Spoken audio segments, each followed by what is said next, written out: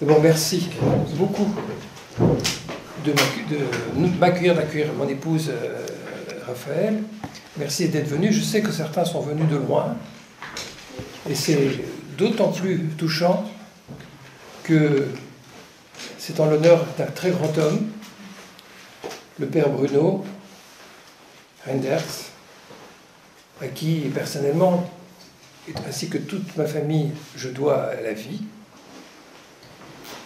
Et je vais en dire quelques mots dans quelques instants, mais je voudrais vraiment, très sincèrement et de tout cœur, vraiment vous remercier d'être présent. C'est très important pour moi, pour nous tous. Demain, ma famille sera plus nombreuse aussi pour la cérémonie qui aura lieu sur place, à l'endroit où le père Bruno a été enterré. Et puis, je voudrais aussi dire ma joie de voir Fanny, de voir Henri, qui sont de ma famille, qui sont venus spécialement ce soir. Daniel, de la Maison de la Culture juive à Bruxelles, où il y a de nombreux chrétiens qui viennent aussi, souvent, Endegard notamment. Et un grand merci particulier à Sandrine. Il faut quand même que je vous dise en un mot en quelles circonstances cette soirée est née, mais très rapidement parce que ce n'est pas le sujet. Sandrine milite depuis de très nombreuses années. Elle en a fait une vocation. Je la surnomme la mère de l'Église. Il y a les pères de l'Église et puis il y a la mère de l'Église. Elle s'est donné pour vocation d'essayer de faire en sorte que juifs et chrétiens se comprennent mieux, mais que juifs et chrétiens orthodoxes se comprennent mieux, ce qui n'est pas gagné, parce que les deux univers, s'ils se côtoient, à certains endroits, ne sont pas vraiment dans une dynamique développée de dialogue. Il y a de longues raisons à développer, il y a des raisons historiques. Mais Sandrine a pris à cœur d'œuvrer pour que on se connaisse mieux, on se comprenne mieux, et que la fraternité qui doit s'imposer normalement entre toutes les spiritualités trouve sa place. Nous étions assis ensemble à un repas shabbatique dans ma synagogue avec un groupe d'amis Sandrine avait réuni. Et l'évêque. Rappelle-moi son nom. Dimitrios. L'évêque Dimitrios. Dimitrios. Alors on me dit, bon, monsieur le rabbin, avant que vous commenciez, racontez-nous un peu votre vie. Alors, je veux dire, ce qui m'amène à ce dialogue, c'est notamment que dans mon histoire, j'ai un papa qui a été caché. Et c'est un père, le père Bruno, qui lui a sauvé la vie. J'ai à peine dit le père Bruno, qu'il y a quelqu'un qui bondit de sa chaise. Voilà. Bondissez, s'il vous plaît. Et qui dit Bruno Renders. Bien sûr. C'est Bruno Renders qui est enterré à Cheveton parce qu'il était témoin de cette communauté. Il a participé à sauvetage des enfants juifs. Voilà. Et là, je tombe des nues, parce que je ne m'attendais pas du tout à ça. Et alors, en se parlant, de fil en aiguille, on s'est dit, il faut qu'on fasse de ça un événement de fraternité. Et l'aîné, je ne sais plus trop comment, on s'est parlé d'une sorte de pèlerinage, entre guillemets. Ça tombe bien, c'est la Toussaint, parce que... Et aussi, figurez-vous, que en 1964, c'est-à-dire il y a exactement 60 ans, le père Bruno a été reconnu comme juste parmi les nations par l'État d'Israël, et un des premiers arbres de l'allée des justes a été planté en 1964, 60 ans jour pour jour. C'est un anniversaire. Et c'est d'autant plus émouvant. Vous verrez, ceux qui pourront regarder, j'ai un livre qui lui est dédié. On voit cet arbre. C'est un tout petit arbuste en 64 qui est planté dans un endroit qui a l'air quasiment désertique. Aujourd'hui, Yad Vashem, c'est un très, très grand musée. Mais quand on voit la photo, on a l'impression que c'est pratiquement désert. Il est un des premiers à avoir été reconnu. Je ne savais pas tout ça, je n'avais pas eu ce livre en main. On ne parlait pas beaucoup. Les témoins ne témoignaient pas beaucoup après la guerre, où on n'avait que des bribes. J'ai eu ce livre que très tard. Donc je vivais en Israël et j'avais entendu parler du fait qu'à un moment, le père Bruno avait été peut-être reconnu par Yad Vashem, peut-être c'était pas très certain, c'était pas net. J'ai voulu aller vérifier sur place. Je me suis rendu à l'allée des Justes, qui est dédiée aux Justes. J'ai pas fait le premier pas, que le tout premier arbre de l'allée des Justes est celui du Père Bruno. Et c'est un beau grand arbre qui est là. Et je vous avoue que j'ai fondu en larmes parce que c'était très grande émotion. Pas seulement parce qu'il était le premier, mais parce qu'il était là. Et que c'était grâce à lui que moi-même je pouvais être là, en ce lieu, en cet endroit. Alors oui, donc demain, peut-être, ou peut-être au cours de la soirée, je ne sais pas. Oui, je ne résiste pas. Il y a plusieurs témoignages particulièrement intéressants, mais il y en a un que je voudrais vous citer, parce que vous allez comprendre. En juin 1944, Dom Bruno, c'est le nom qu'on donne à ceux qui rentrent dans... Dom Bruno. Dom Bruno. Moine prêtre, c'est moine prêtre, Dom Bruno. D'accord. Il est reconnu par Jacques Lewin Kantorowicz, juif polonais, ancien portier d'hôtel, recruté par la Gestapo pour ses dons de physionomiste. Donc c'était un juif qui est là, et on raconte, ce malandrin draguait les rues dans son Opel noir, en compagnie d'agents du Sicherheitsdienst, et pointait du doigt les juifs et autres suspects. Il était payé 500 francs à la pièce. Ses premières proies avaient été sa femme et sa fille. Ses associés procédaient ensuite à la vérification des papiers et en général à l'arrestation des victimes. Ce jour-là, Dom Bruno, en course, rue du Bailly, c'est pour ça que j'en parle, parce qu'on est... C'est pour ça que je voulais... Je ne résiste pas à citer cet extrait, c'est juste à côté. Se trouve nez à nez avec la voiture de Levin.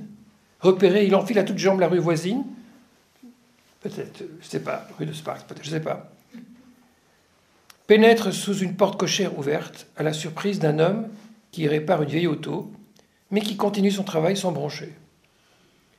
Par chance, l'Opel ayant dû faire demi-tour, dépasse la porte ouverte sans s'y arrêter.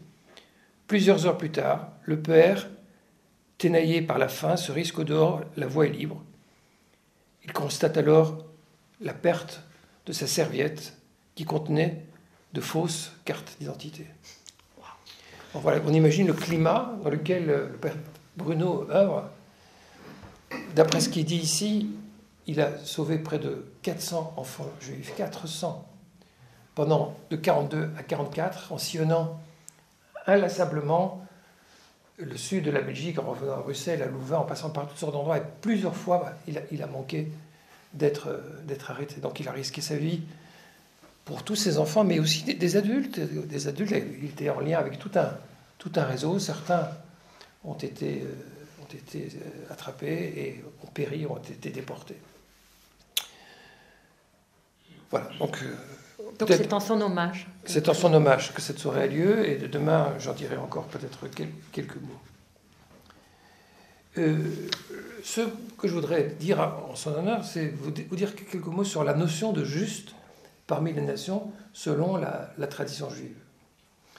En fait, d'après la Bible déjà, on a plusieurs figures, plusieurs personnages qui ne sont pas des Hébreux, mais qui se distinguent par leur comportement de juste. Alors, la plupart d'entre vous, vous les connaissez, il y a les fameuses sages-femmes qui refusent d'obéir aux ordres d'assassinat de Pharaon, de tuer les nouveau-nés mâles. Et il y a un débat dans le Talmud, mais dans le Talmud, il y a un débat sur tout. Est-ce que ces sages-femmes étaient hébreux? Parce qu'on dit ivriotes, mais c'est ce que c'est les sages-femmes hébreux ou les sages-femmes des Hébreux, c'est pas clair. Donc, une autre tradition midrashique dit que c'était des Égyptiennes, et elle est assez documentée. Mais parmi d'autres personnages, il y a aussi la propre fille de Pharaon, qui, comme vous le savez, sauve aussi Moïse, qui est dans cette espèce d'arche, hein, on l'appelle Teva, hein, voilà, une sorte de boîtier, de coffret. Mais il y a aussi le personnage de Jéthro, le père de Séphora, qui accourt lorsque Moïse et le peuple sortent d'Égypte, et qui vient, qui dit, qui proclame, qui reconnaît l'Éternel Dieu du ciel et de la terre. Et puis, c'est un thème qui revient à diverses reprises, notamment dans un livre qui va avoir une importance liturgique décisive.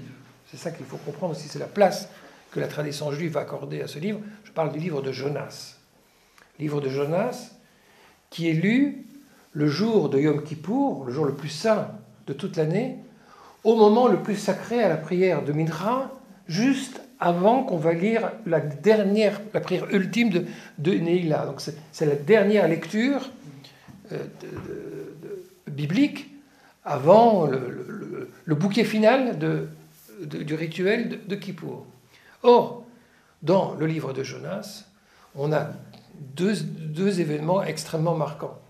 D'abord, les marins qui refusent de jeter Jonas à l'eau, alors que c'est la tempête, alors qu'ils comprennent que c'est l'Éternel qui provoque cette situation. Et Jonas, lui, il attend jusqu'à la dernière minute avant de dévoiler ses cartes.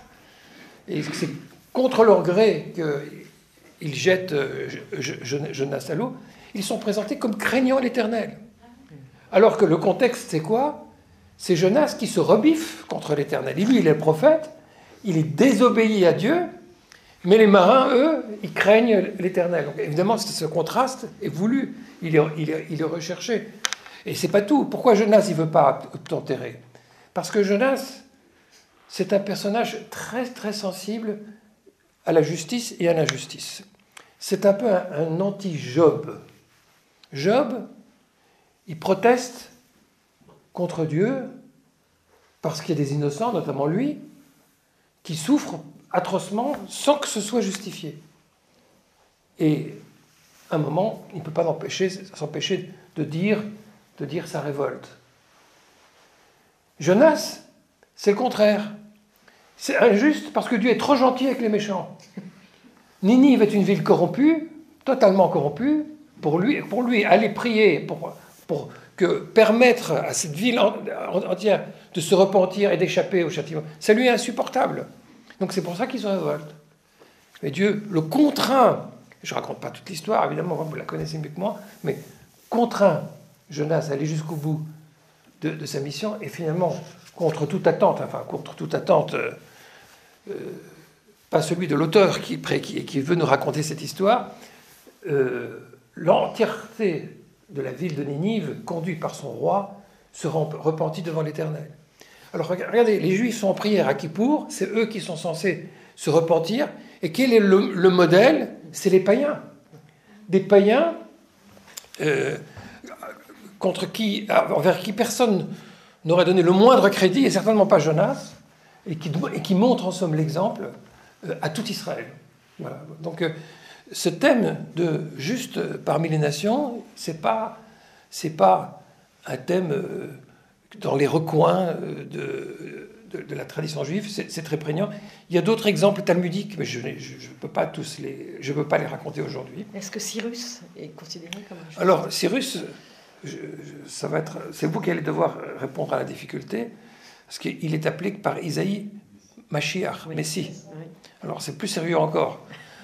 Pourquoi cette appellation a été choisie par Isaïe? Il joue un rôle très important dans le retour des exilés à Sion. Mais il n'apparaît pas, en tout cas dans la tradition juive spécialement comme injuste, mais comme accomplissant un acte, bien sûr, d'importance capitale pour l'histoire du peuple juif. Je voudrais m'arrêter quelques instants sur la figure de la fille de Pharaon. Comment s'appelle-t-elle? Vous ne le savez pas. Bithia. Ah ouais, mais Sandrine, elle triche. Bithia. Sandrine est dans la confidence, donc elle connaît la littérature talmudique, mais dans la Bible, elle est anonyme, elle n'a pas de nom. Mais c'est insupportable pour les rabbins du Talmud. Ils vont chercher un verset très très obscur dans le livre des Chroniques avec d'autres personnages et finissent par l'identifier à Bithia. Alors le verset, encore une fois, a l'air très éloigné, mais les rabbins font des... C'est un autre sujet, mais font des lectures au 2e et au 3e degré des versets. Ce verset dit « Et sa femme, la juive, enfanta Yered, père de Gédor et Héber, père de Socho et Yekutiel, père de Zanoar. Et ceux-là sont les fils de Bithia, fille de Pharaon, que Méred prit pour épouse. » Bon, c'est très étrange cette histoire, mais on voit que on parle et sa femme, la juive, et puis un peu plus loin, et ce sont les fils de Bithia. Donc on comprend que Bithia, c'est la femme, la juive. Mais en même temps, on dit qu'elle est fille de Pharaon. Alors là, ça ne colle pas du tout. Que Méred prit pour femme. Et Méred, on l'identifie à Caleb, qui est un des personnages qui fait partie des explorateurs et qui défend le projet divin d'aller vers la terre de Canaan.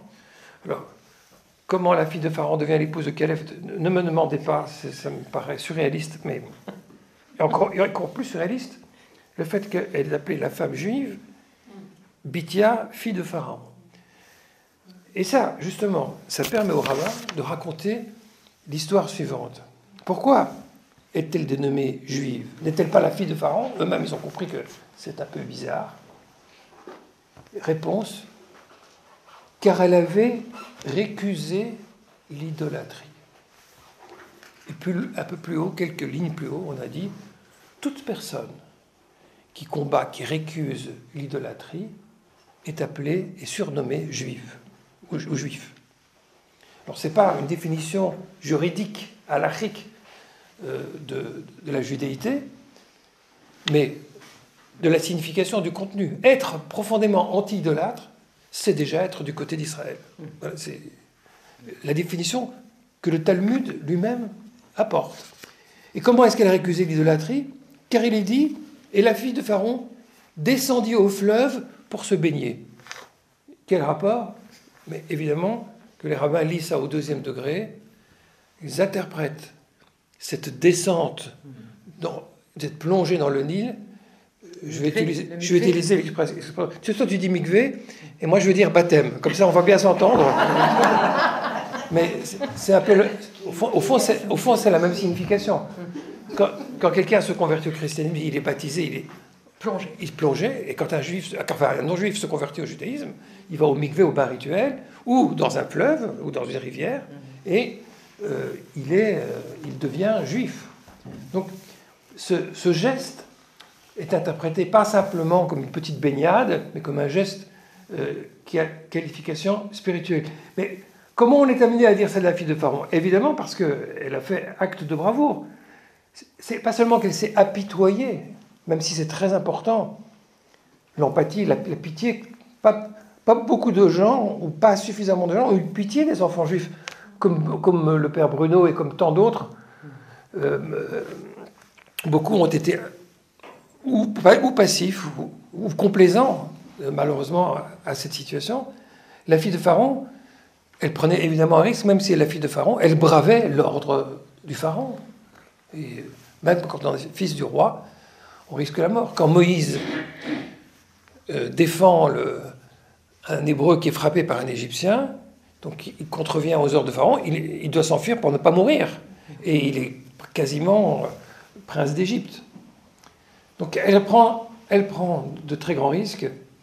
Et alors, ce que dit le verset, le passage en question un peu plus loin, oui, mais comment se fait-il qu'on dise ensuite qu'elle a enfanté telle et telle personne avec le personnage qu'on identifie à Caleb?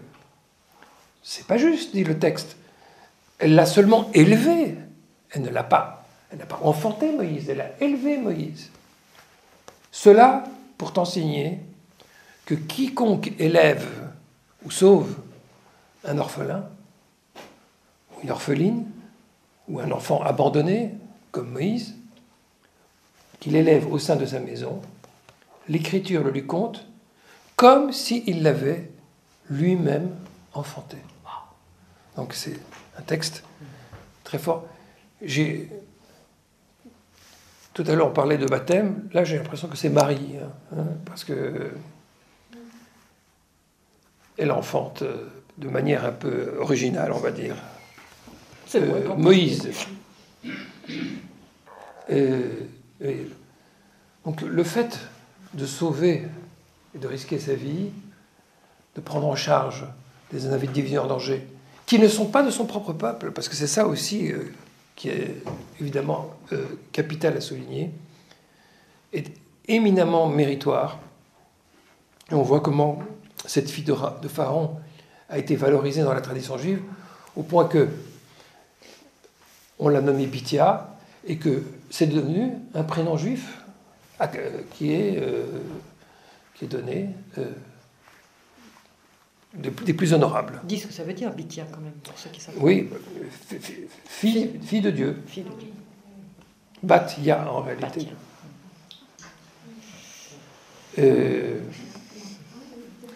Disons quelques mots aussi sur le personnage de Jéthro. Alors Jéthro, c'est un personnage que vous connaissez bien aussi. C'est le père notamment de Séphora, qui sera l'épouse de Moïse lorsqu'il s'est enfui d'Égypte. Et je le disais tout à l'heure, il fait partie des personnages exemplaires, entre guillemets, qui, n'étant pas du peuple d'Israël, ont eu cette empathie. Il accourt auprès de Moïse, il reconnaît l'Éternel, et on a l'impression que non seulement il s'adjoint au peuple d'Israël, mais qu'il en devient une des personnes les plus éminentes, puisque le récit de la révélation commence par le fait que Jéthro donne des conseils à Moïse comment gérer les tribunaux, parce qu'il est submergé. Ça fait trop, et le consulting Jéthro arrive à la rescousse, et dit ça ne marche pas, c'est pas comme ça qu'il faut faire, il faut que tu nommes, que tu délègues. Et ça aussi, c'est quand même incroyable.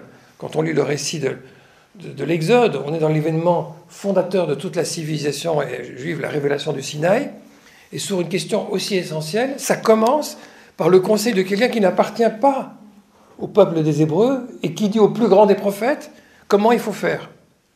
Et Moïse s'exécute. Ça aussi, bien sûr, c'est capital. Et puis ce qui est frappant, c'est que plus loin dans le récit, dans le livre des Nombres, Jéthro dit qu'il s'en va. Alors là, ça désarçonne complètement les lecteurs. La Bible n'explique pas véritablement ses motivations. Et c'est d'autant plus choquant que Moïse insiste pour qu'il reste. Il dit, il faut que tu restes, tu es notre guide, tu connais le désert, tu es nos yeux, tu es le guide. Et néanmoins, Jéthro s'en va.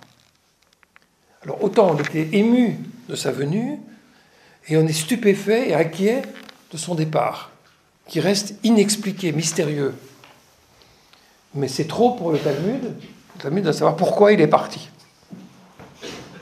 Alors, le verset, c'est plaisant, c'est un verset belge. Alna ta'azavotanu, ne nous quitte pas. Voilà. Voilà.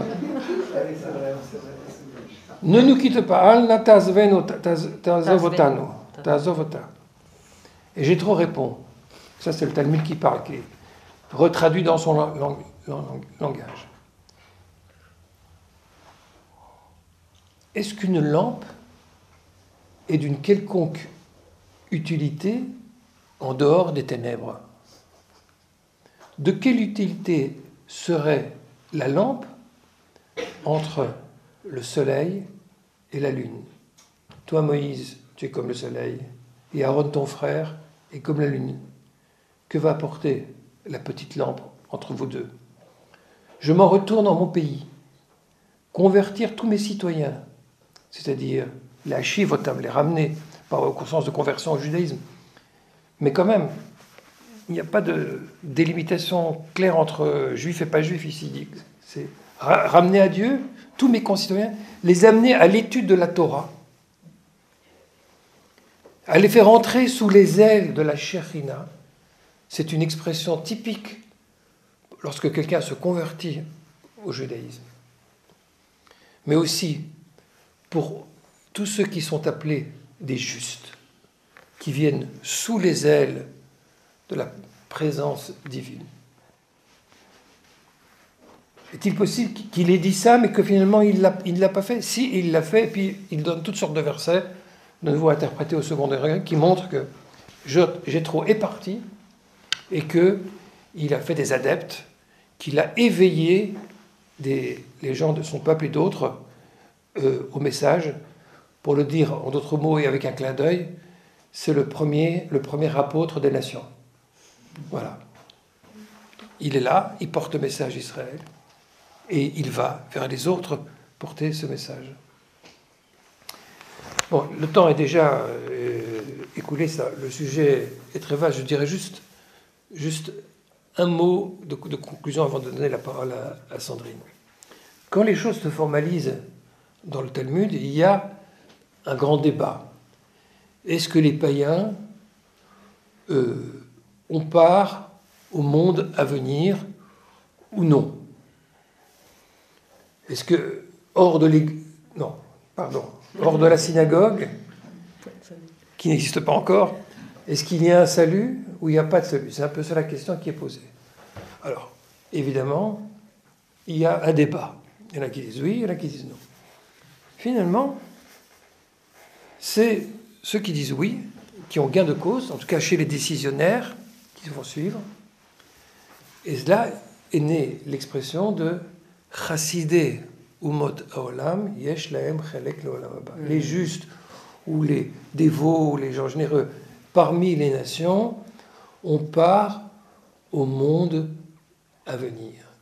Et c'est une idée d'une très très grande force, parce qu'elle dit que on n'a pas besoin de devenir juif pour s'accomplir sur un plan spirituel.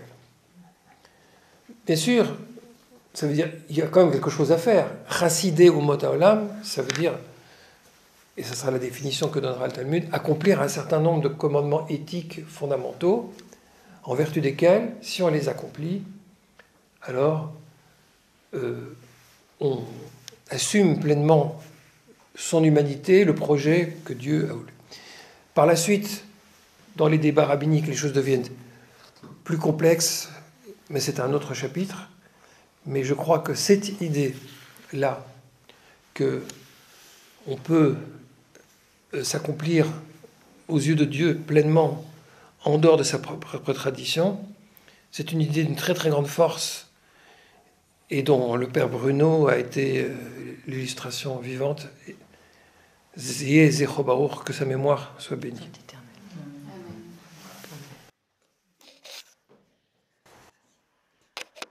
Parmi tous ces témoignages, je voudrais évoquer celui de Magda Trokmé. Elle et son mari André Trokmé, c'est ce couple de protestants qui, à Chambon-sur-Lignon, a permis l'organisation, le sauvetage de centaines de juifs qui ont été amenés à cet endroit. C'est un des hauts lieux de la résistance et du sauvetage des juifs. Ce couple fonctionnait en binôme avec un homme animé par une grande foi, André Trokmé. Mais alors qu'on a justement beaucoup insisté sur les questions de foi, je voudrais que vous entendiez le propos de Magda, parce que je crois qu'elle témoigne de ce que beaucoup de justes ont accompli de manière un petit peu atypique. Tu parlais de côté atypique, alors écoutez ça. C'est elle qui parle. Quand on lui demande pourquoi elle a fait tout ce qu'elle a fait pour sauver des juifs et des enfants, j'ai une espèce de principe. Je ne suis pas du tout une bonne chrétienne. Mais il y a des choses auxquelles je crois, vraiment. En premier lieu, je crois et je croyais en André Trokmé, son mari. J'étais fidèle à son projet et à lui personnellement, et je le comprenais très bien. Deuxième principe, je ne cours pas après les choses à faire. Je ne cours pas à la recherche des gens à aider. Mais je ne ferme jamais ma porte. Je ne refuse jamais d'aider quiconque vient à moi et me demande de l'aide. Telle est ma sorte de religion. Lorsque des choses arrivent, non pas des choses que je prévois, mais des choses envoyées par Dieu ou par la chance, lorsque les gens viennent à ma porte, je me sens responsable. Le principe qui animait Trocmé, explique Philippe Allier, n'incluait aucune théorie abstraite. Il tenait simplement, c'est quelqu'un qui explique son attitude, au sentiment de sa propre responsabilité à l'égard de celui ou celle qui faisait appel à elle. Ce sentiment irrépressible était dénué chez elle de toute forme de sentimentalisme et même d'affectivité. C'était à l'image de sa propre personnalité un sentiment pratique et abrupt. Elle disait qu'elle ne faisait pas cela par amour. Pour elle, l'amour signifiait préférer quelqu'un à quelqu'un d'autre. C'est en ce sens qu'elle préférait André à tous les autres hommes. Entendu en ce sens, tels n'étaient pas les sentiments qu'elle éprouvait à l'endroit des réfugiés qu'elle a secourus, à la différence de son mari, qui témoignait par ses actes d'un puissant amour presque mystique pour eux. Si elle se montrait réticente à employer le mot amour, elle était bien plus réservée encore à l'endroit des notions de bonté ou de sainteté. Tout ce qui évoquait l'idée de noblesse morale éveillait en elle une réaction de gêne, presque d'exaspération. Elle se disait seulement fidèle à sa religion pratique, dont l'unique principe consistait à ouvrir sa porte, plutôt que de la laisser fermer, à venir au secours de quiconque était dans le besoin, et que Dieu ou la chance avait tourné vers elle. Moi, ce que je voudrais dire, c'est qu'il y a des gens qui ne sont pas des théologiens, qui ne sont pas des mystiques, qui ne sont pas des religieux, qui n'ont pas cette conscience-là, mais qui ont un cœur, une spontanéité, une sorte de quelque chose qui est de l'ordre de l'évidence, qui fait que quand l'humanité est en jeu, eh bien, leur âme parle. Voilà, leur âme, sans discours, sans théologie, l'âme elle-même se révèle à travers les événements de la vie. Et il y en a eu beaucoup, et il y en a encore des gens comme ça qui n'ont pas besoin de grands discours. Alors qu'il y en a d'autres qui ont de grands discours, qui font rien. mais voilà, ou qui font le contraire.